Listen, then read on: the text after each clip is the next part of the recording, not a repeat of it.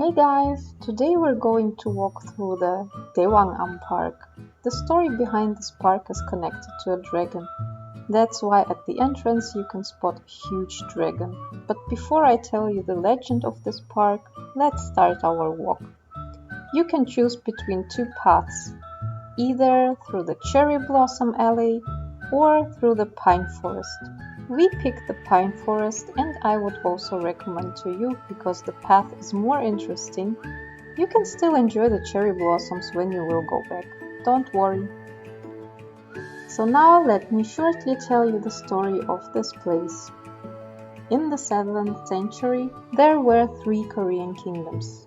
King Munmu of the Shilla Kingdom united them for the first time in history.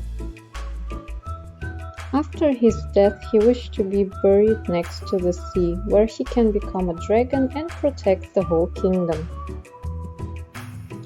His wife wished for the same. The legend has it that she was buried in Ulsan at the rock close to the Korean peninsula, and she became a dragon too.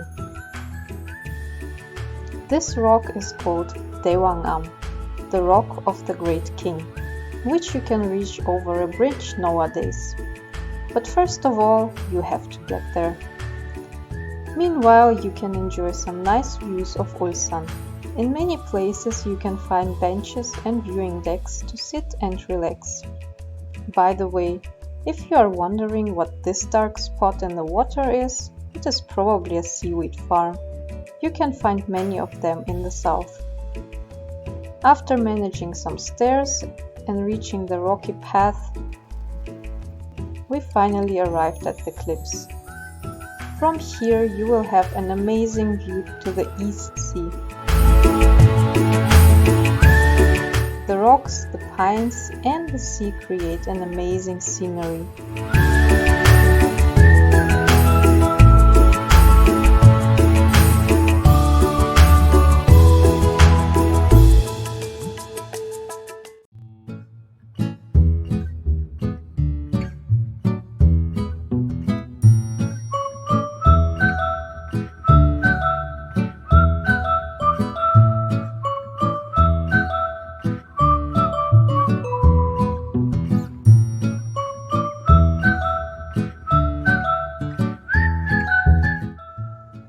In Korea, there is a tradition on New Year to watch the first sunrise of the new year outside.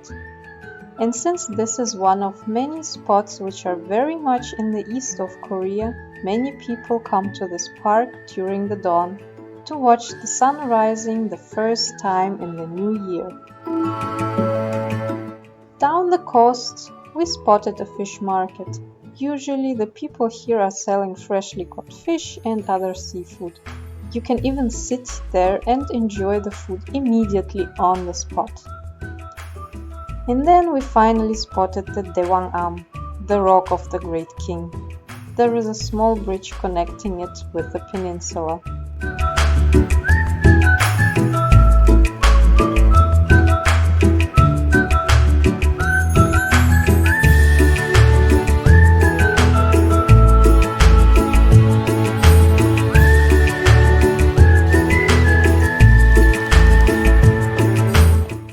The view over the sea from the small rocky island is endless.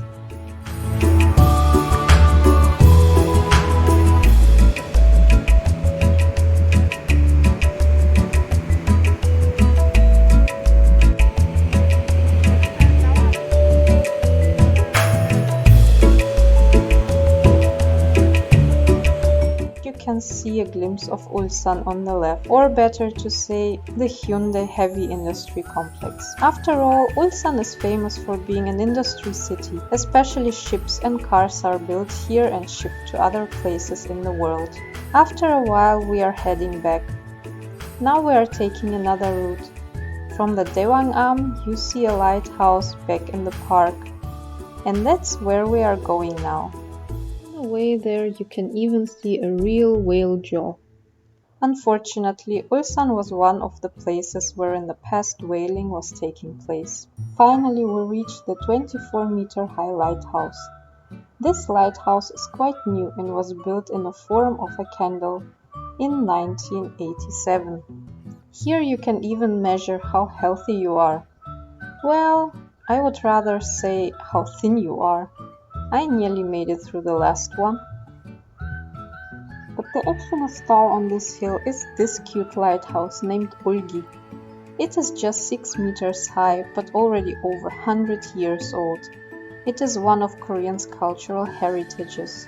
Originally the name meant the end of Ulsan, but for the 100-year anniversary it was renamed to something like Energetic Ulsan. Why there are 2 Ulgi lighthouses?